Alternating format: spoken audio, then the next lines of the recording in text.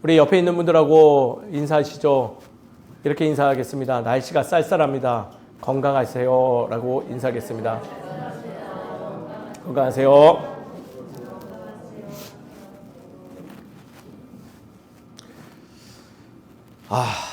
많이 쌀쌀합니다. 건강 꼭 잘 지키시고요. 개인의 몸을 잘 돌보는 것도 신앙의 한 부분임을 기억하시면서 우리 건강한 삶을 꼭 찾아가시는 저와 여러분 되시길 간절히 소망합니다. 말씀을 나누죠. 우리의 삶에서 자주 생기는 오해가 하나 있습니다. 특히 인간관계에서 자주 발생하는 오해이죠. 뭔 줄 아세요? 그것은 바로 타인이 나를 어떻게 보고 있는가에 대한 오해가 실제적으로 우리의 일상에서 자주 드러나는 오해입니다. 이 오해는요, 어디서 많이 일어날까요? 집 밖일까요? 집 안일까요? 주원이 대답을. 저희 아들 주원이가 대답했죠. 사실 집 밖보다는 집 안에서의 오해가 더 자주 발생합니다. 이는 상담을 하다 보면 그 오시는 분들의 말들을 종합해 보면 집 밖에보다는 집 안에서의 이 갈등이 많다는 것을 많이 발견하죠. 특히 부부끼리 또는 부모와 자녀 사이의 이 오해는요, 매우 자주 발생합니다. 많은 부모님들 상담 와서 이런 말들 많이 해요. 어떤 말 많이 할까요? 우리 이놈의 새끼는 아주 그냥 어떻게 할까요? 말까요? 이런 말 할까요? 아니에요. 막상 상담을 해보면요, 많은 부모님들은 이런 이야기들을 합니다. 나는 늘 내 자녀에게 미안한 마음이 있습니다. 또 이런 말들 자제하세요. 내가 참 능력이 없어서 그렇지 잘해주지 못해서 마음이 참 무겁습니다. 또 이런 말들도 많이 하세요. 참 내 자녀에게 상처만 주는 제 자신인 것 같아서 내가 참 미안한 마음이 가득합니다. 부모님이 자녀를 생각하며 하는 말들이세요. 부부끼리는 어떨까요? 부부도 똑같아요. 나는 내 배우자에게 늘 미안한 마음이 가득합니다. 내가 능력이 참 없어서 더 잘해주지 못해서 늘 좀 미안한 마음이 있습니다. 내가 그 사람에게 받은 상처보다 사실은 내가 더 상처를 많이 주거나 그 상처를 발생하는 것 같아서 제 마음이 무겁습니다. 사실 이런 말들을 더 많이 하세요. 그런데 정작 본인이 아니라 이제 그 상대 타인의 이야기를 들어보면요, 전혀 다른 이야기를 듣게 됩니다. 앞에서의 본인은 무슨 말을 지금 많이 하는 거예요? 내가 부족해서, 내가 못해서, 내가 여러 가지를 참 더해주지 못해서 미안하다 하는데, 정작 그 상대 사람들의 이야기를 들어보면요, 그런 얘기 나오지 않아요. 내 부모님이 나에게 미안한 마음이 있는 것을 들으면 놀래죠. 자신에게 더 잘해주지 못한 마음이 있었어요? 저한테 그런 마음을 있으셨다라는 거예요? 라는 말에 많이 놀랍니다. 또는 그 사람이 그런 말 할 일 없어요. 내 부모님이 그럴 리가 없어요 라고 되묻곤 하죠. 사실 자녀나 배우자는요,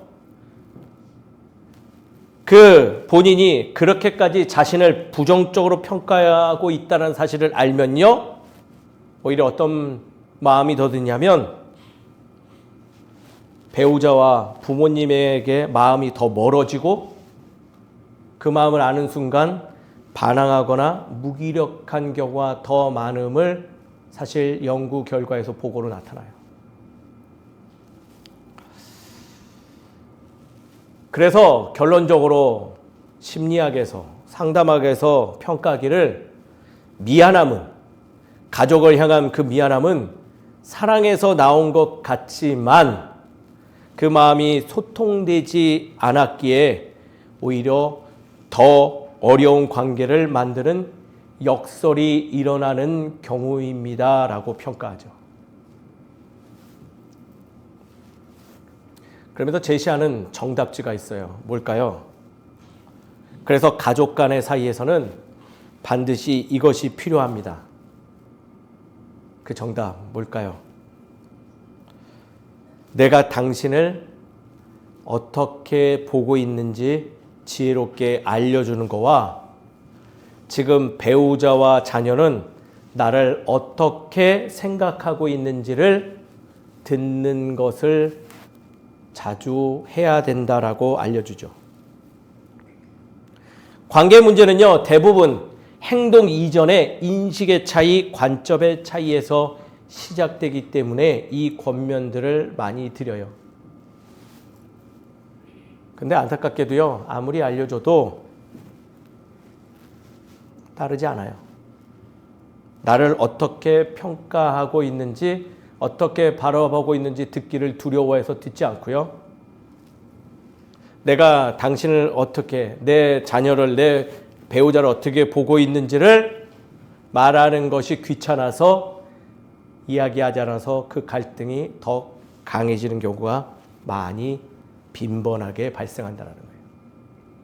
그리고 더 웃긴 것은 밖에 나가서 거짓말을 해요. 나는 할 도리 다 했다. 그러니 문제가 해결되지 않는 거죠. 비단 우리의 일상에서만 일어나는 일일까요? 아니에요. 신앙생활도 똑같아요. 우리는요, 신앙생활하면서 교회 생활을 잘하든 못하든 늘 이런 마음이 있어요. 나는 믿음이 부족해요. 안 그러세요? 나는 내가 생각할 때 믿음이 부족한 것 같아요. 나는 생각해 보니까 하나님이 어떻게 보실까? 부끄러워요. 아니면 또 조금 교만한 마음이 있다면 이 정도의 믿음 괜찮기도 한 것 같아요. 스스로 평가하고 자신이 생각하는 것을 마치 정답인 것처럼 들은 채 생각한 채 지금 내 반대편에서 나를 어떻게 보고 있는지 나를 어떻게 인지하고 있는지에 대해서 관심 없는 채 우리도 신앙생활을 그렇게 하죠. 그렇게 살아가는 우리들, 그것에 익숙한 우리들에게 오늘 본문은요, 아주 분명하게 이야기하고 있어요. 구원은요, 우리가 하나님을 증명한 결과가 아니라 하나님이 우리를 먼저 보신 은혜인 것을 기억해야 됩니다. 라고 이야기하고 있는 거예요. 좀 더 풀어서 얘기할까요? 갈등을 해결하고 싶다면 내가 정답을 내리는 것이 아니라 우리가 그 정답의 문제 안으로 들어가고 있는지를 인식하는 게 중요하다는 거예요. 더 쉽게 말하면 하나님이 우리를 어떻게 보시고 계시는지에서 관심 갖는 것이 곧 신앙생활의 지혜로운 선택이다라고 말하고 있는 거죠.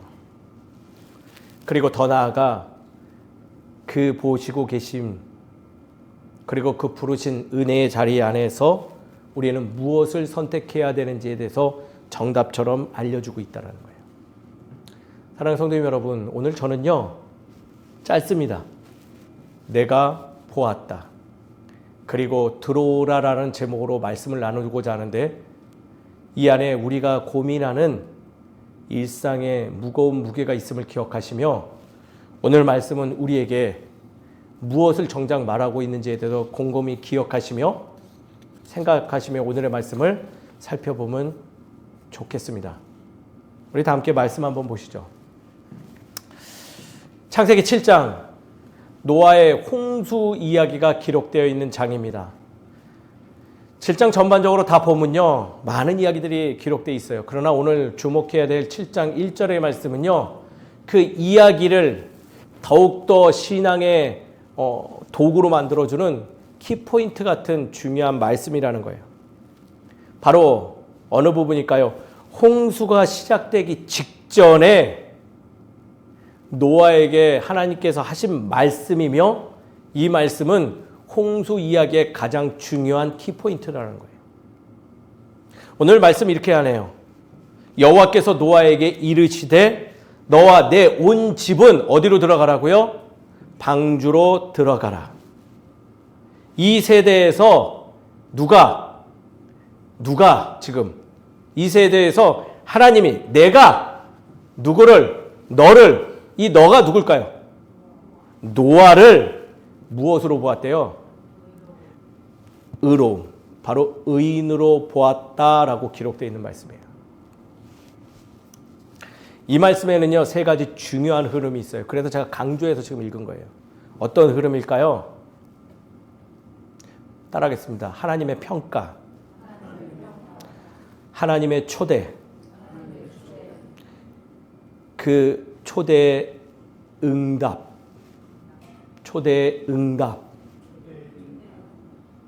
하나님의 평가, 하나님의 초대, 그 부르심에 대한 응답이 있다라는 거예요. 이거 꼭 기억하세요. 특히 주목해야 될 것은 하나님의 평가가 먼저 나오고요.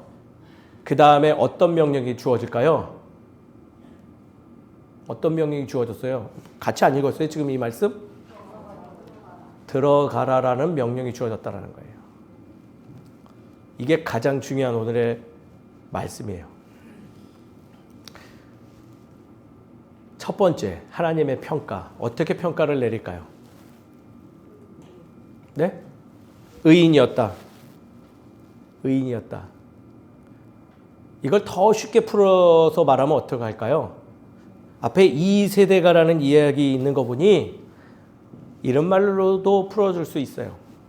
이 세대 가운데 가장 먼저 본 사람이 바로 누구다? 노아다라는 거예요. 왜 그랬을까요? 우리 지난주 그 전주의 말씀을 생각해 보면 그 답을 알죠. 왜 보았을까요? 왜요? 왜 보았어요? 왜? 그렇죠. 하나님과 동행한 자였기 때문에 보았다라는 거예요. 본문은 분명히 이렇게 기록하고 있습니다. 내가 너를 의인으로 보았음이니라. 노아는요, 스스로 자신이 의인이라고 말하지 않아요. 더욱이 노아가 하나님 앞에서 자신의 성취를 보세요, 내가 이렇게 방주 잘 지었어요 라고 얘기도 기록된 게 그 앞에 없어요. 그는 다만 하나님께 지금 초대받는 순간이며 그 초대의 이유는요, 하나님께 은혜를 받은 자로서 의인되었다라는 것을 하나님이 알려주시고 보셨기 때문에 그래요. 노아의 의로움은요, 결과가 아니라 그래서 출발점 됩니다. 무엇을 해서 의인되었다가 아니라 하나님이 보았기 때문에, 가장 먼저 이 세대에서 보았기 때문에 그는 의인이다. 왜? 동행하였기 때문에. 그래서 그의 삶은 이제부터 출발점이 되는 거예요. 노아는 스스로가 하나님을 먼저 선택한 게 아니라 하나님께서 그를 선택한 사람이에요. 그리고 인정해 준 사람, 평가받은 거죠. 우리의 신앙도 마찬가지입니다. 우리는 늘 내가 하나님 잘 믿고 있나? 난 신앙생활 잘하고 있나? 라고 묻지만요, 말씀은 그런 거 물으라고 이야기하고 알려주지 않아요. 오히려 이것을 더 고민해 볼 것을 권면하는 거죠.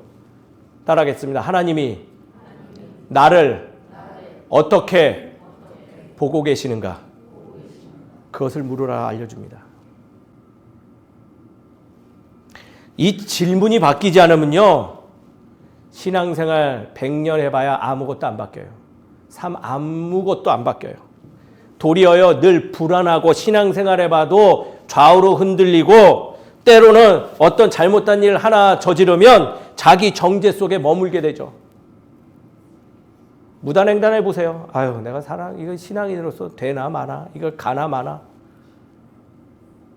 그 아무것도 아닌 거 가지고 무거운 삶을 살아간다는 질문이 잘못되니. 관점이 잘못되니 거기에 머문다는 거예요. 그런데요, 하나님의 시선을 우리는 기억하고 그 시선을 느낄 때 우리는 비로소 무엇이 될 수 있을까요? 의인 되는 거예요. 더 중요한 건 은혜 받는 거예요. 은혜 받고 싶으세요? 자기가 자신 평가하지 마시고요. 주님께서 나를 어떻게 바라보시는데 관심 갖는 저와 여러분 되시기를 주의 이름으로 축원드립니다. 근데 이 말씀 우리에게 증거하네요. 그분은 우리를 먼저 이미 보셨다. 이 세대 속에서. 나를 보셨대요, 나를. 이게 은혜예요. 그걸 기억을 못하니 1년, 10년 해도 삶이 안 바뀌고 있는 거예요. 또 오늘 말씀에는 아주 중요한 또 메시지가 담겨 있어요. 그 다음에 보셨고 평가하시면서 초대를 하신 거죠. 어디로요? 하나님은 노아에게 이렇게 말씀하세요. 아까 뭐라고 했다고요? 뭐라고 명령했다고요? 방주로 들어가라 라고 명령해 주세요. 방주가 있는 거예요? 없는 거예요 지금? 있어요? 없어요? 앞으로 만들어야 되는 거예요? 만들지 말아야 되는 거예요? 만들어야 돼요? 만들 필요 없잖아요. 왜? 있으니까. 있다고요. 혼동하지 마세요. 방주는 이미 돼 있어요. 그리고 그곳으로 뭐 하래요? 들어가래요. 우리 신앙생활 구원받고자 합니다. 근데 구원의 길은요, 오늘 말씀 창세기에 이미 말해요. 열려 있다고요. 그럼 노아는 남아있는 선택은 뭐가 있을까요? 네? 들어가면 돼요. 그 안에 들어가는 선택만 있는 거예요. 안 들어가면 어떨까요? 생각해 보셨어요? 안 들어가면 어떨까요? 네. 안 들어가면 죽겠죠. 우리 성도님들에게 물어보겠습니다. 왜 안 들어가세요? 본인들이 지금 주의 부르심에 합당하게 응답해서 그 은혜 안으로 들어가고 계시는 삶을 살고 계세요? 명확해야 됩니다. 오늘 많은 성도님들의 자리가요, 바로 이 지점에 머물고 있습니다. 복음을 모르는 것이 아니라, 말씀을 알지 못하는 것이 아니라 그 안으로 들어가지 않는 지점에 서 계신다라는 거예요. 은혜를 알고 있지만요, 여전히 자신의 노력으로 버티고 있어요. 사랑을 들었지만, 사랑에 대해서 배웠지만, 사랑에 대해서 잘 알고 있지만 여전히 두려움을 안고 살아가죠. 구원을 믿는다 말하지만 사실 방주 밖에서 서성이고 있는 우리들의 신앙의 모습들이 자주 노출된다는 거예요. 나의 삶을 가지고 그 은혜 자리로 들어가라 하심에 응답해서 들어가면 될 것을 방주 문 앞에서 그걸 들은 채 들어갈까 말까, 아이고 2분 뒤에 들어가야지, 3분 뒤에 들어가야지, 요거 마치고 들어가야지, 그러다가 결국 그 문 밖에서 바로 코앞에서 쓰러지고 낭망하고 슬피 울며 이를 부득부득 갈면서 주님 있네 없네 갈등하고 있다라는 거예요. 오늘 말씀을 통해서 하나님은요, 오늘도 변함없이 우리에게 말하고 있어요. 너희가 나의 마음을 알고 있느냐? 그러면 들어와라. 겁먹들어서 얄팍한 마음으로 문 앞에서 서성이지 말고 신앙의 은혜의 자리로 들어오라라고 말씀하고 있는 거예요. 하나님은 노아에게 방주를 설명하지 않으십니다. 홍수의 과학적 원리로 설득하며 그 자리에 왜 들어와야 되는지 이야기하지 않아요. 다만 이렇게 말합니다. 내가 너를 의인으로 보았다. 그러니 들어와라. 신앙은 이해의 문제가 아니라 신뢰의 문제예요. 그리고 그 신뢰는 하나님의 시선을 받아들이고 하나님의 초대에 응답하는 데서부터 시작함을 기억하는 우리 모두가 되기를 주의 이름으로 축원드립니다. 그러나 우리는 여전히 자신이 구원을 취했다는 착각을 하고 살므로 인해서 자신을 이렇게 보고 있겠지 하고 스스로 내린 그 결론에 빠져서 늘 잘못된 생각을 안고 신앙의 성숙을 이루지 못한 채 여전히 좌로 우로 흔들리며 세상 사람들이 보기에도 부끄러운 모습으로 살아간다는 거예요. 세상은 나를 그렇게 보지 않고 있는데 스스로가 내가 남들보다 교회 열심히 나오고 있으니 예배 잘 참석하니 나는 그나마 낫겠네? 착각이에요. 이 정도 했으면 하나님도 나를 어느 정도 구원의 자리에 넣어주겠지? 내가 헌금 이만큼 했으면, 내가 교회에서 이 정도 봉사했으면, 내가 좀 이렇게 신앙의 삶을 오랫동안 지속했으면 어찌어찌 되겠지? 다 얄팍한 생각이에요.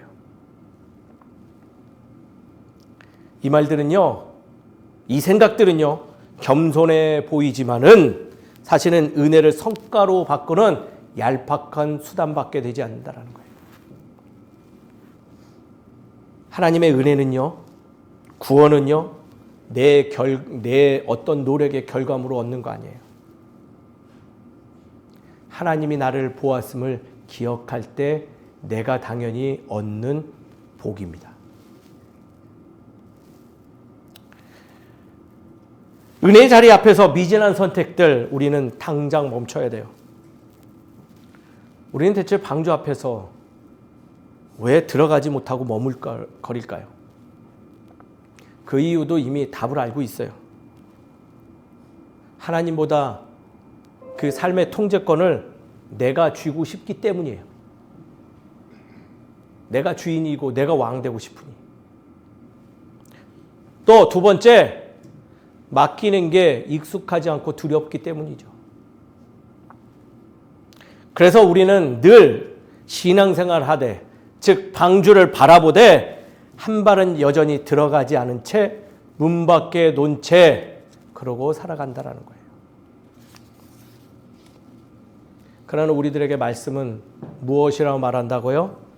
알았느냐? 그렇다면 주의 은혜의 자리로 들어가라라고 말하고 있다. 거기 가서 계산하고 거기에서 있네 없네 그러고 있고 핑계 대지 말고 들어갈 거면 들어가라라는 거예요. 사랑하는 성도님 여러분, 주의 명령이 아니라 주의 은혜의 초대에 응답하여 주의 자리로 나아가는 우리 되기를 주의 이름으로 축원드립니다.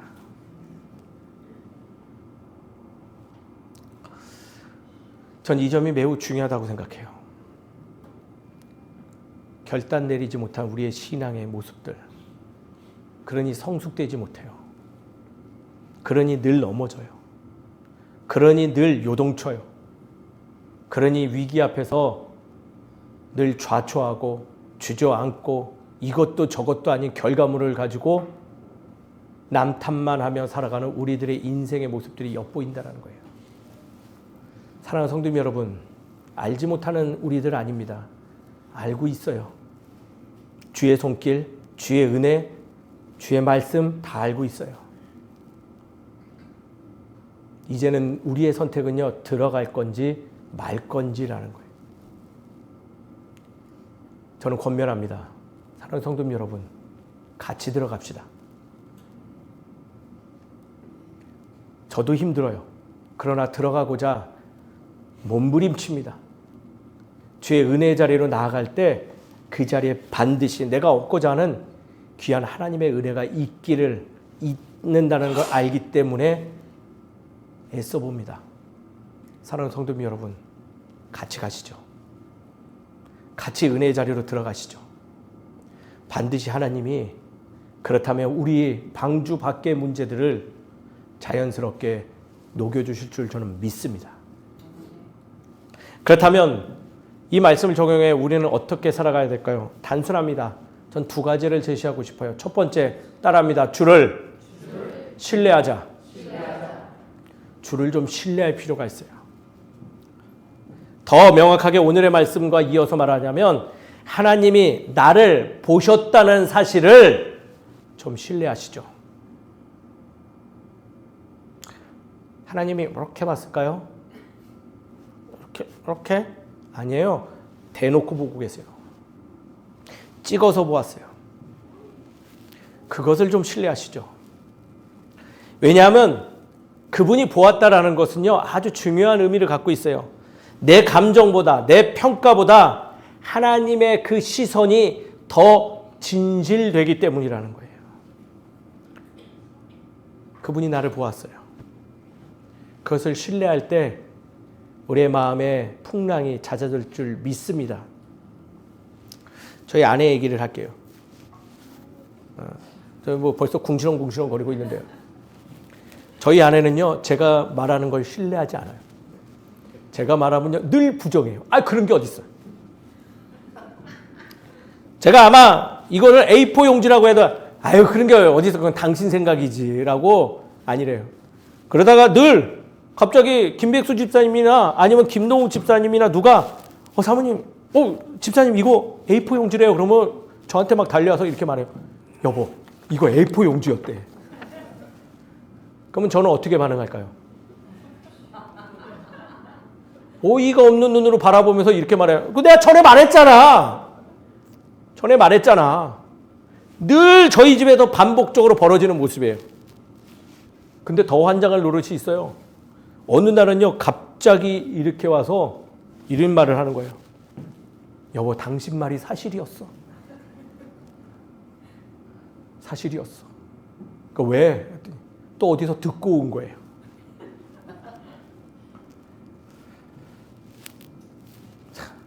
저희 아내를 지금 고발하고자 말하는 게 아닙니다.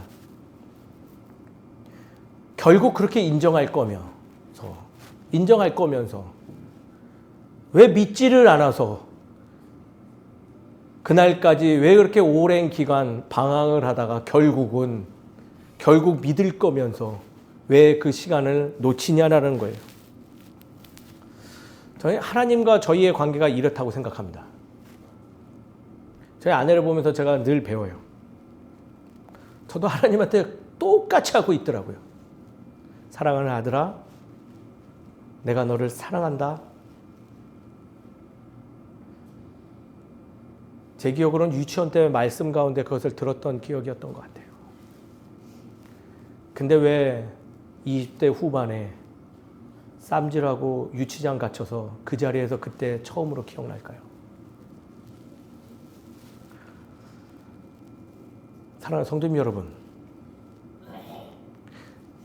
우리 조금은 더 신뢰합시다.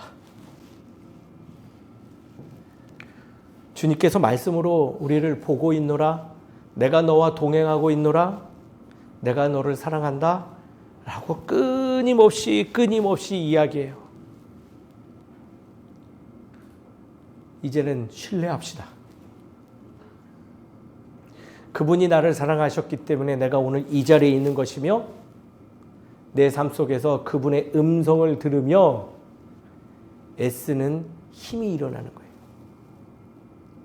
아주 단순하지만요, 사랑하는 성도님 여러분, 주님이 우리를 보았고 우리의 눈물을 바라보고 계시며 우리의 한숨에 귀 기울이고 계시고 우리를 여전히 그 열악한 상황 속에서 바라보시며 말씀해 주시기를 너는 내 자녀야. 너는 그러기에 이 세대의 의인이야 라고 이야기해 주신다는 거예요. 그것을 조금은 마음으로 신뢰하는 우리 모두가 되기를 주의 이름으로 축원드립니다. 그러면 반드시요, 내 삶의 가치가 더욱더 밝히 드러나며 내가 기쁨으로 주의 자리로 나아갈 힘이 생깁니다.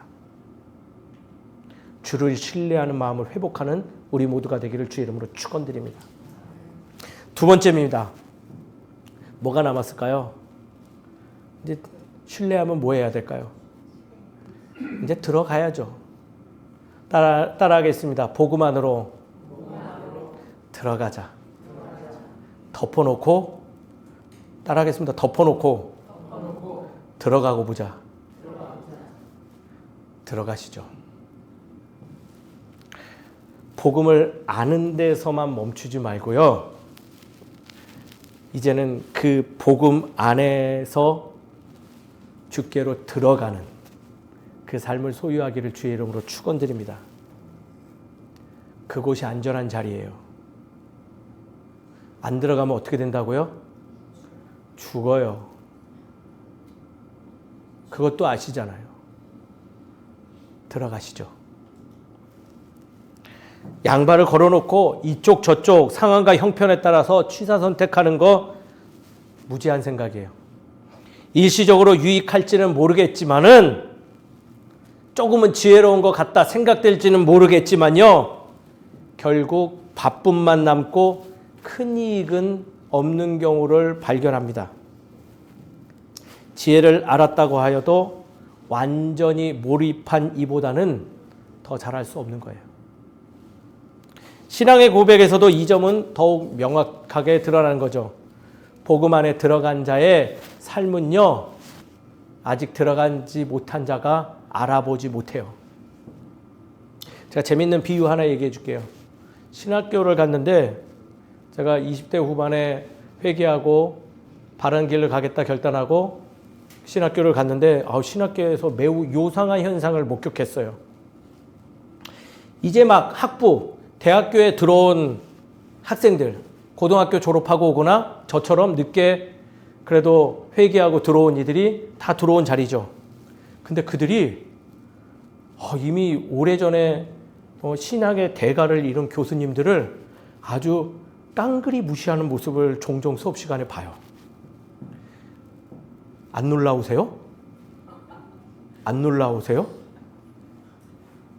아무것도 모르는 친구들이 이미 한 분야의 전문가로 정평난 이들을요, 아주 깡그리 무시해요. 그리고 그 무시하는 근거의 자료들을 보면 대부분 뭐냐, 네이버 지식에서 따온 몇 줄의 글, 유튜브에서 잠깐 보았던 메시지들, 아니면 조금 그래도 노력한 애들은 책을 그래도 한 권은 읽은 그 친구들이 아주 무시하죠. 심한 경우는요, 이것까지도 봤어요. 한 교수님의 학업 내용이 틀렸다면서 고소까지 하는 것도 봤어요. 학부생들은요, 아직 목회자의 길을 가겠다고 결단도 안 한 이들이에요. 아직 목회의 길을 전문적으로 들어가서 그 기술과 학문을 배운 자들이 아니라는 거죠. 그럼에도 불구하고 무시해요. 근데 참 그 요상한 현상이 언제부터 변하냐? 목회의 길을 결단하겠다 결심하고 대학원 가서부터 변하기 시작해요. 그리고 그 다음 과정 들어오면 더 겸손해져요. 더 박사 과정까지 가면요, 진짜 겸손이 하늘을 찔러요. 내가 무지했네. 내가 정말 부끄러운 이야기들을 많이 남발했네라고 말하죠. 신앙의 삶도 저는 똑같다고 봐요.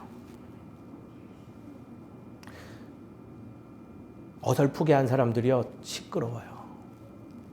말이 많아요. 신앙의 자세도요, 참으로 어그러지고 왜곡돼 있고요. 그 술수가 하나같이 얄팍해요. 신앙 공동체 생활에 대해 불만 많고요. 자신의 신앙 생활에 대해서 후회는 늘 따르죠. 입으로는 원칙을 말하지만요, 그 행함을 보면 전혀 배울 것이 없고 본이 되지 못한 모습 많이 발견하죠. 주의 명령에 응답하여 복음 안으로 들어간 이들이 성숙된 모습을 보이는 거예요. 오늘 혹시 회중 찬송 기억하세요? 413장. 413장 한번 펼치시죠.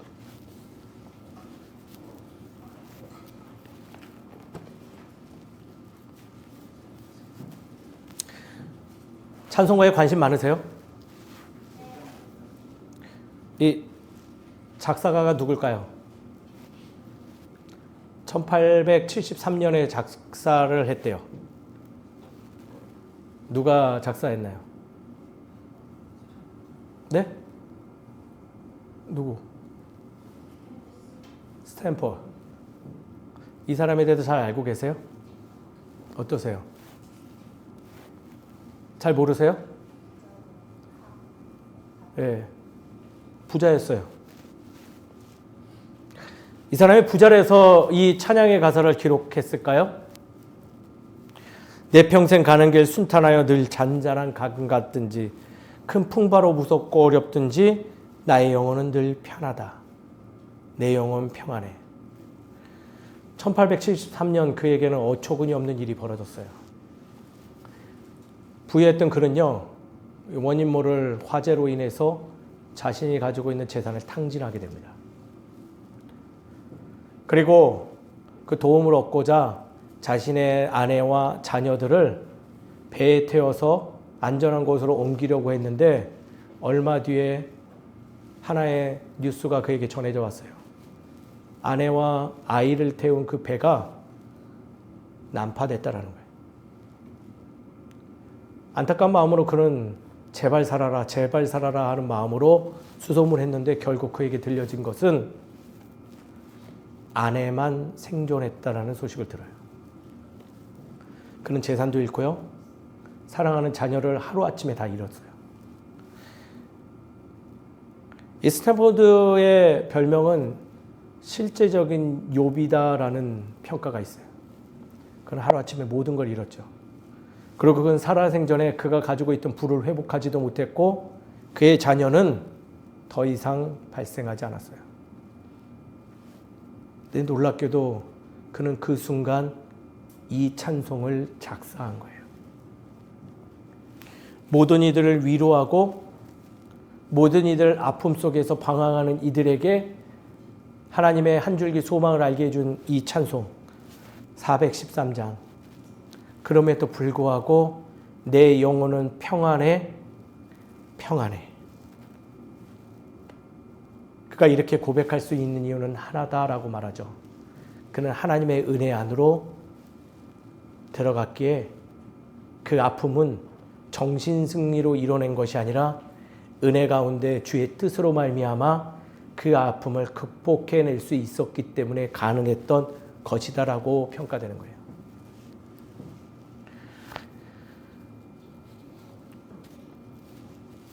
사랑하는 성도님 여러분, 주께서 오늘도 부르셨습니다. 어떻게 하실까요? 들어가시죠. 교회에 오라는 소리 아닙니다. 주의 은혜로 들어가 주께서 허락하신 삶을 이끌어가는 우리 모두가 되기를 주의 이름으로 축원드립니다. 말씀을 정리하죠.